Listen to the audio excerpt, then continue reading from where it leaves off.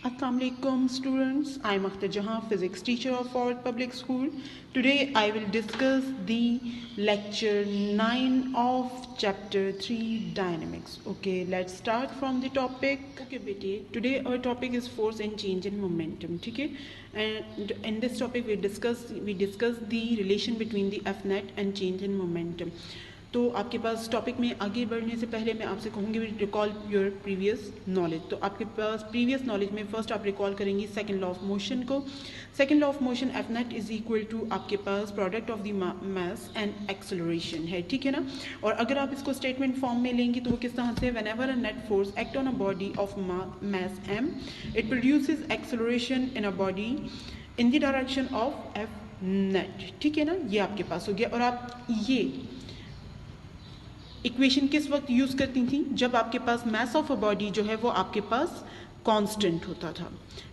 अब आपके पास एक कंडीशन ये है कि अगर मास ऑफ द बॉडी जो है वो कांस्टेंट ना हो, then how we can calculate the F net acting on a system.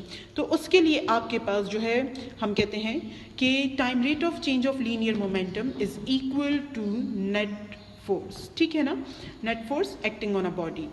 तो आपके पास हम ये इक्वेशन की बात कर लेते हैं. तो आपके पास एक्चुअली जो है ये रिलेशन किस वक्त आप यूज़ करती हैं, जब आपके पास मास जो है वो वेरी कर रहा होता है. ये इक्वेशन तब यूज़ करती हैं जब मास जो है वो आपके पास कांस्टेंट होता है. अब आपके पास जो है बेटे how we can obtain this equation, उसके लिए मैंने आपके पास यहाँ पर एक डायग्राम जो है वो ड्रॉ कर लिया है. उसमें मैंने एक मास m लिया हुआ है, उस पर फोर्स F यानी F नेट अप्लाई हो रहा है एंड आपके पास ये कंटिन्यूसली अप्लाई होता रहता है फोर्स. एंड बॉडी जो है from this point two this point जब आपके पास पहुँचती है तो आपके पास वेलोसिटी vi से vf हो जाती है, ठीक है ना. अब आपके पास इसी डायग्राम के थ्रू जो है हम यहाँ पर ये रिलेशन जो है वो फाइंड आउट करते हैं, ठीक है. कॉपी पेंसिल प्लीज़ काइंडली अपने साथ रखें और पेज नंबर अपना 70 ओपन करें, ठीक है बेटे. Look at the page number 70. Topic is 3.4.1. It means के it is the sub topic of linear momentum, force and change in momentum, ठीक है ना. आपके पास when a force F produces acceleration A in a body of mass m by Newton's second law of motion, it is written as F is equal to ma, ठीक है. यहाँ तक तो हमारा प्रीवियस नॉलेज अभी हमने डिस्कस किया, ठीक है.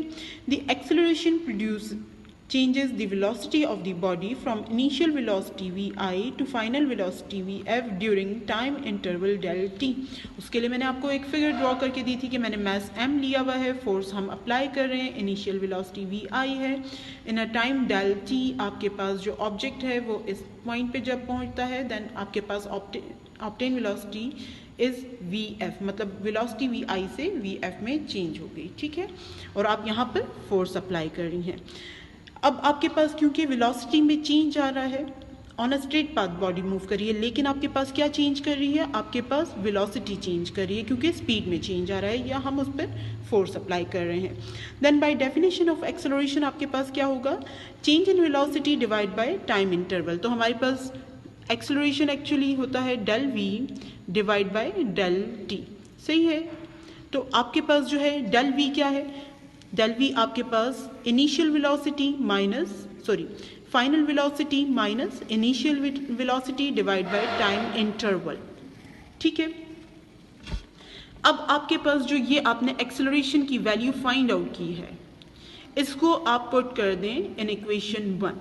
तो आपके पास F इसी तरह से आ जाएगा, इक्वल का साइन, m अपनी जगह आ जाएगा, एक्सेलरेशन की जगह आपने vf minus vi divide by del T आपने पुट कर दिया. अब आपके पास बेटे f is equal to m आपके पास जो है देखिए ब्रैकेट से बाहर है, दैट्स वाई आपके पास जो है m vf से भी मल्टीप्लाई होगा, m आपके पास vi से भी मल्टीप्लाई हो जाएगा. तो f is equal to m vf minus m vi divided by del T. और आप इसके बाद और क्या कर सकती हैं, आपको पता है कि आपके पास मोमेंटम जो है, मोमेंटम आपके पास किसके इक्वल होता है, product of the mass and velocity, यही है ना, आपको पता है. तो यहाँ पर देखिए m इंटू फाइनल वेलोसिटी, तो इसकी जगह मैं pf यानी फाइनल मोमेंटम लिख दूंगी, minus m into vi minus momentum और आई आपके पास इनिशियल को। इट मीन्स कि ये final momentum minus initial momentum हो गया डिवाइडेड बाय डेल टी, ठीक है ना। ये पी एफ इसकी जगह आया है और पी आई आपके पास इसकी जगह आया है। याद रहेगी बेटे ये बात? ओके, अब हम कंटिन्यू करते हैं। Turn page. ओके बेटे, लुक एट पेज नंबर 71। आपके पास ऑन पेज नंबर 70 हमारे पास लास्ट इक्वेशन में P F minus P I आया था, ठीक है ना। तो आपके पास इसका मतलब हुआ कि ये क्या हो गया, final momentum minus initial momentum. तो इसको इक्वल हम कर लेंगे डेल पी। आपके पास डेल जो है वो क्या है, स्मॉल चेंज को हम बोलते हैं, और डेल पी का मतलब हुआ small change in a momentum, ठीक है ना। तो आपके पास जो है यहाँ पे small change in a momentum को हम इन अ प्रीवियस इक्वेशन जब पुट करते हैं तो हमारे पास इक्वेशन 3.5 जो है हमें मिलती है। एफ यानी net force is equal to time rate of change of momentum, ठीक है, या del P divide by del T. In a statement form जो है आप relation between the F net and time rate of change of momentum या linear momentum को किस तरह से लिखेंगी, तो बेटे इसको प्लीज़ अंडरलाइन करें। आपके पास जो है ये relation between the net force and linear momentum है। The time rate of change of linear momentum of a body is equal to the net force acting on the body, ठीक है। Mathematically हम इसको इस तरह से लिखते हैं। और आपके पास इक्वेशन तभी यूज़ करेंगे जब मास ऑफ अ बॉडी जो है वो आपके पास वेरी होगा। और ये इक्वेशन आपके पास और क्या शो करता है, for a sudden change in momentum force is large and vice versa, ठीक है ना।